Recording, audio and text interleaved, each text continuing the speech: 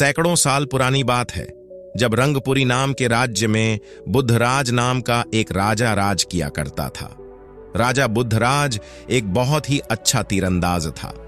उसके तीर कमान से वह बेहतरीन निशाने लगाता था। उड़ते हुए पक्षियों को निशाना बनाना उसका पसंदीदा खेल था। वह अपने इस शौक के लिए अक्सर मासूम पक्षियों की जान ले लिया करता था। राजा को अपनी निशानेबाजी पर बहुत घमंड था। वह मानता था कि दुनिया में उससे अच्छा तीरंदाज कोई नहीं है। अपने इस शौक की वजह से वह राजपाट के कार्यों को ठीक से नहीं देखता था। उसका सारा राजपाट उसके मंत्रियों और वजीरों के सहारे ही चल रहा था। उसकी पत्नी, जिसका नाम सुंदरी था, राजा के इस शौक को पसंद नहीं करती थी। इसका कारण बेगुनाह पक्षियों का मरना और साथ ही राजपाट के कामों में होने वाली लापरवाही थी। राजा अक्सर ही अपनी निशानेबाजी की तारीफ खुद अपने मुंह से रानी के सामने करता था। रानी वैसे तो राजा के इस काम से खुश नहीं थी, परंतु वह राजा के सामने इसके बारे में कुछ नहीं कहती थी। एक दिन रानी सुंदरी, जो मन ही मन बहुत दुखी थी, अपने मायके गई और अपनी मां से ये सारी बातें कहीं कि किस प्रकार उसके पति के तीरंदाजी के शौक के कारण राज्य का राजपाट ठीक से नहीं चल रहा और राजा अपनी निशानेबाजी के घमंड में कई मासूम पक्षियों की जान ले लेता है। इसके बाद रानी ने कहा, अब तुम ही बताओ मां, मैं क्या करूं? उसकी मां ने कहा, तू फिक्र मत कर बेटी, मैं इस मुसीबत से तुझे निकाल लूंगी। बस तू ठीक वैसा ही करना जैसा कि मैं तुझे समझाती हूं। सुन बेटी, इस बार जब राजा तुमसे अपने निशाने के बारे में पूछे तो तुम ये कह देना। उसके बाद मां अपनी बेटी के कान में एक योजना बताने लगी। सारी योजना सुनने के बाद बेटी ने कहा, बहुत अच्छा मां, मैं ऐसा ही करूंगी। अगली शाम को जब राजा ने अपनी तीरंदाजी के बारे में रानी से पूछा, कहो सुंदरी, कोई है हम जैसा निशानेबाज इस पूरी दुनिया में? अगर आपको बुरा न लगे तो मैं अपने दिल की बात कहूं। रानी बोली, महाराज सुनिए, अगर आप जानना चाहते हैं कि इस दुनिया में आपसे बेहतर तीरंदाज कोई है या नहीं, तो आपको इसके लिए पूरी दुनिया घूमनी होगी। घर पर बैठे बिठाए तो आपको अपने से अच्छा तीरंदाज मिलने से रहा। अगर यही बात है तो फिर ठीक है, मैं अपने से अच्छा तीरंदाज ढूंढने के लिए आज ही निकल जाता हूं। लेकिन मुझसे अच्छा तीरंदाज अगर कोई ना हुआ तो आप जो कहेंगे मैं करने के लिए तैयार हूं। ठीक है सुंदरी, तो सुनो, अगर मैं जीत गया तो तुम्हें मुझे सबसे अच्छा निशानेबाज मानना होगा, और अगर तुम जीती तो मैं 1 साल तक तुम्हें अपनी सूरत नहीं दिखाऊंगा। बोलो, मंजूर है? मुझे मंजूर है।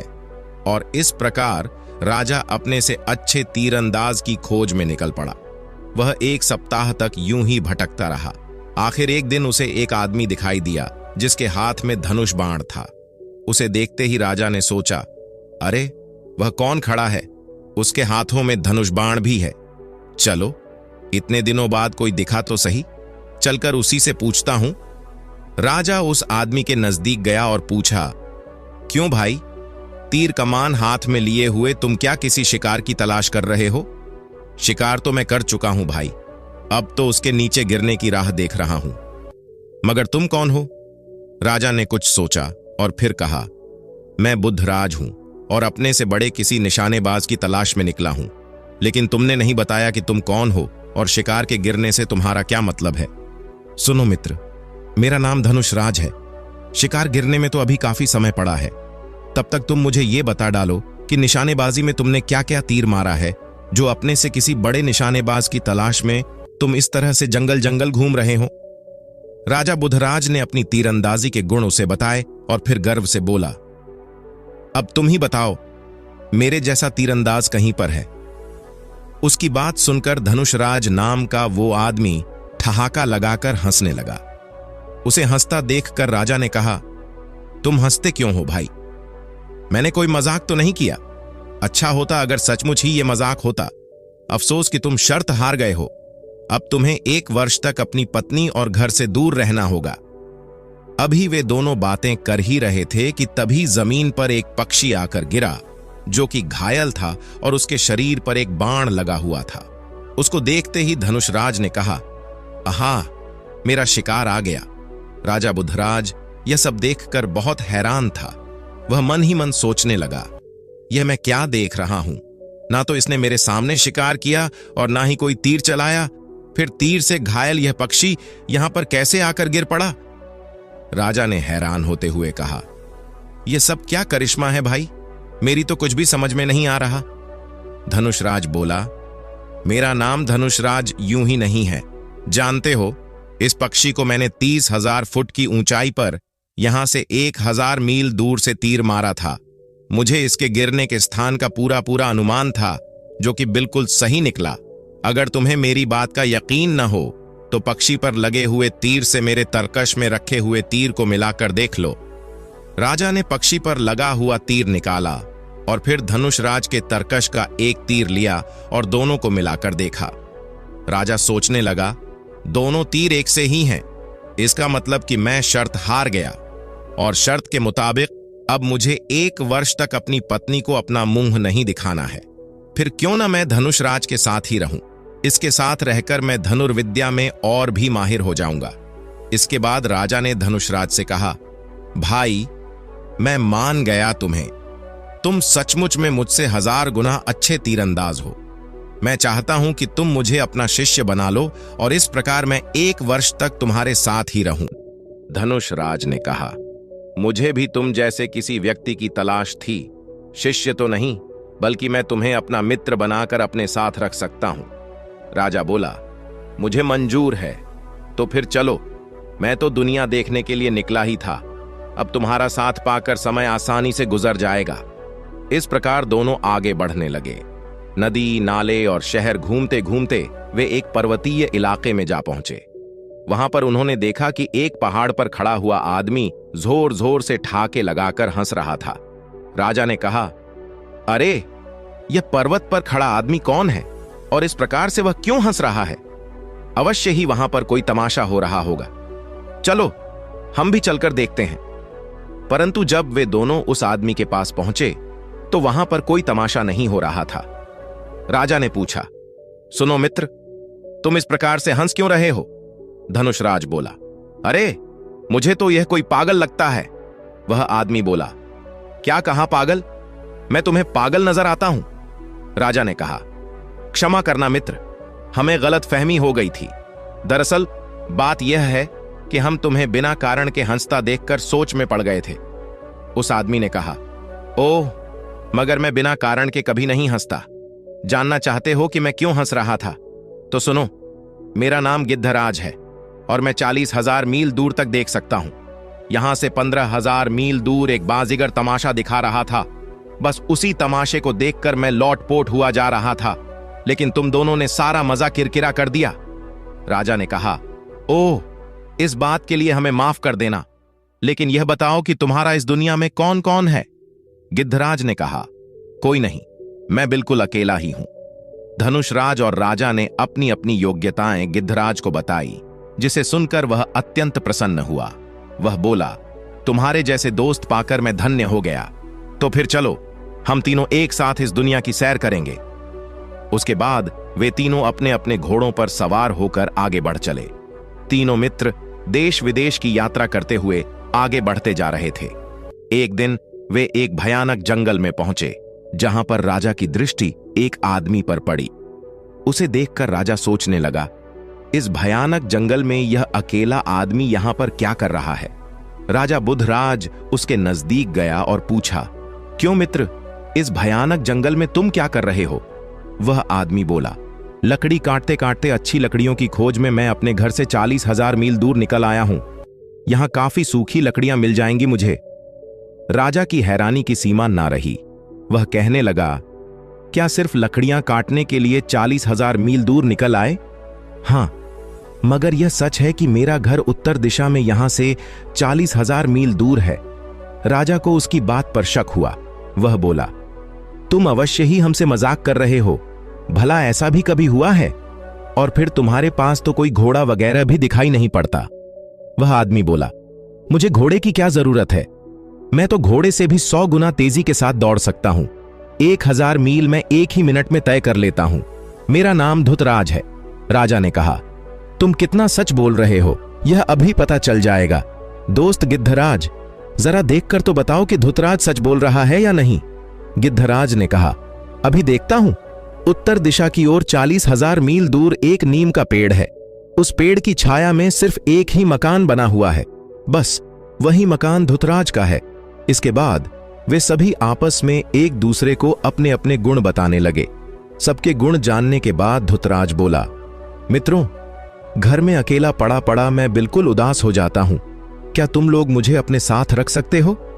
धनुषराज बोला, क्यों नहीं मित्र, हम लोग दुनिया की सैर पर निकले हैं। तुम भी साथ में होगे तो और भी ज्यादा मजा आएगा। इस प्रकार वे 3 से 4 हो चुके थे। चलते चलते वे एक नगर में जा पहुंचे और धुतराज वहां पर पहले ही पहुंच चुका था। नगर में पहुंचने के बाद राजा ने कहा, हैरानी की बात है, सारे बाजार बंद हैं, गलियां सूनी पड़ी हैं। आखिर क्या कारण हो सकता है? गिद्धराज ने कहा, मुझे पास ही एक पेड़ के नीचे कुछ लोग दिखाई पड़ रहे हैं। हमें उन्हीं के पास चलकर नगर की उदासी का कारण पूछना चाहिए। कुछ ही पलों में वे उस पेड़ के नीचे जा पहुंचे, जहां पर एक बुजुर्ग आदमी उनसे मिला। उसने कहा, मित्रों, आप कौन लोग हैं? हम तो मुसाफिर हैं बाबा। नगर में उदासी छाई देखी तो कारण पूछने के लिए आपके पास चले आए। हमारे राजा का एक ही लड़का है, मगर इस समय वह एक भयानक बीमारी का शिकार है। इसका इलाज इस शहर से 20,000 मील दूर एक अमृत झरने का पानी है। वैद्य कहते हैं कि अगर शाम तक अमृत झरने का पानी राजकुमार को न पिलाया गया तो फिर उसे कोई नहीं बचा सकता।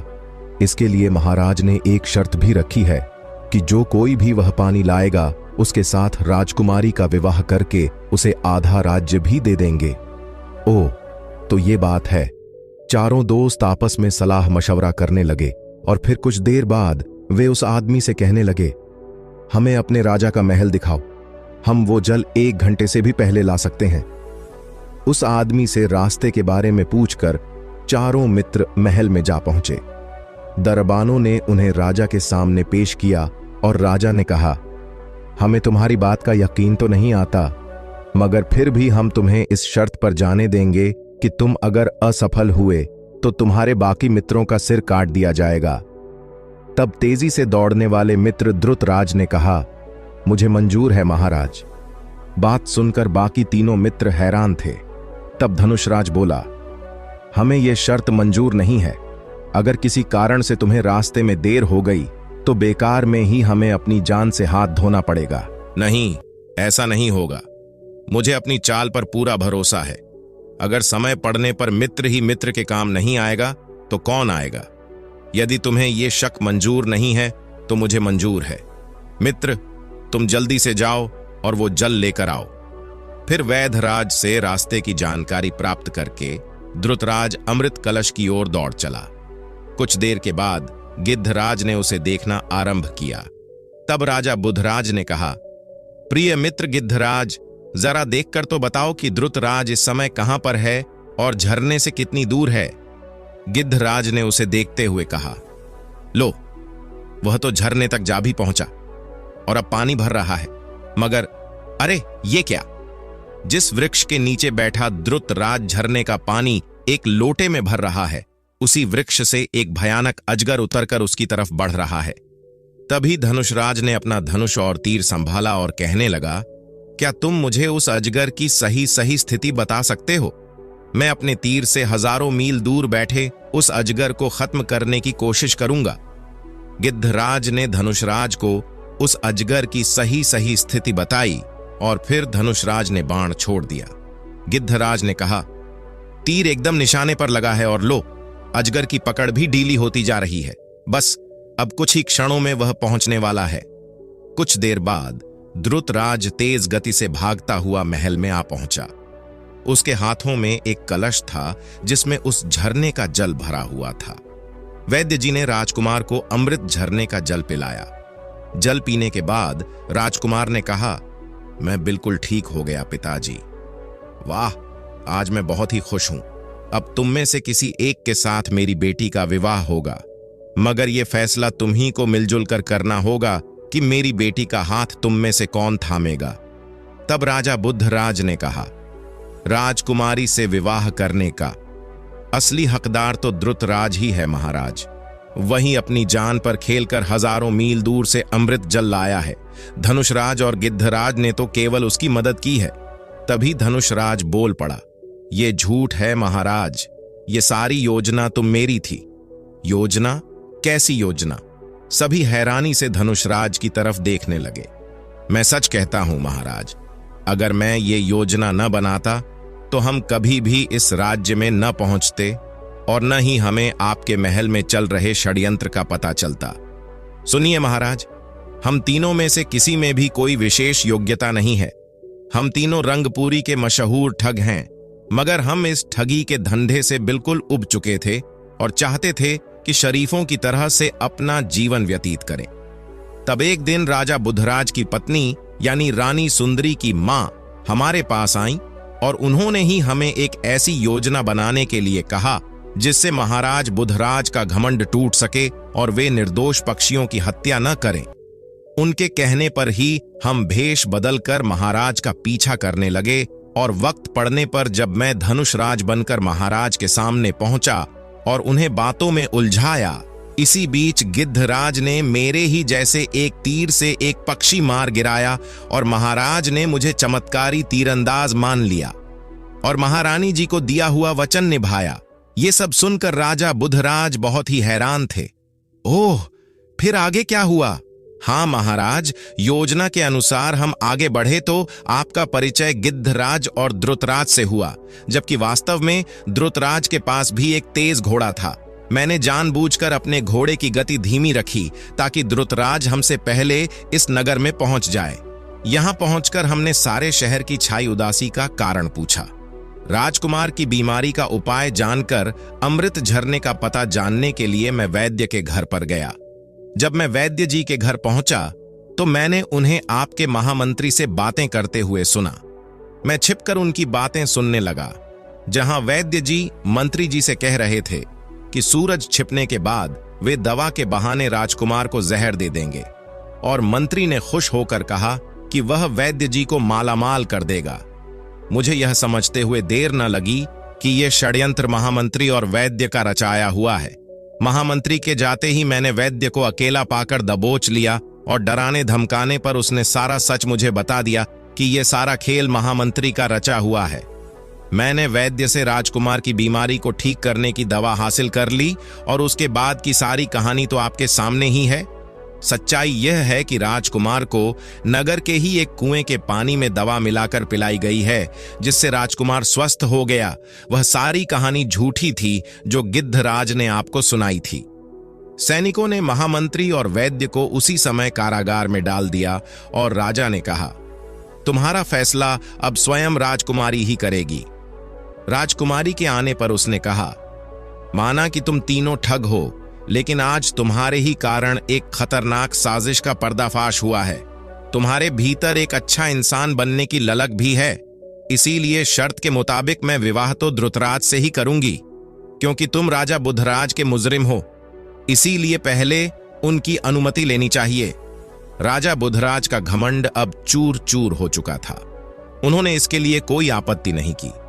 इसके बाद राजा बुधराज ने धनुषराज और गिद्धराज को अपना विशेष सहयोगी नियुक्त कर लिया और वापस महल लौट आए। महल लौटने पर रानी महाराज को देखकर बहुत प्रसन्न हुई। तब महाराज ने कहा, रानी, अब हमें समझ में आ चुका है कि निर्दोष पक्षियों को अपने शौक के लिए मारना ठीक बात नहीं है। अब से हम तीरंदाजी तो करेंगे, लेकिन साथ ही साथ अपने राजपाट पर भी पूरा ध्यान देंगे और किसी भी निर्दोष पक्षी की हत्या नहीं करेंगे। इसके बाद राजा बुधराज और उनकी रानी एक शांतिमय और सुखमय जीवन बिताने लगे। तो दोस्तों, आपको आज की कहानी अच्छी लगी तो चैनल को सब्सक्राइब करके हमें सपोर्ट कर दीजिए। फिर मिलते हैं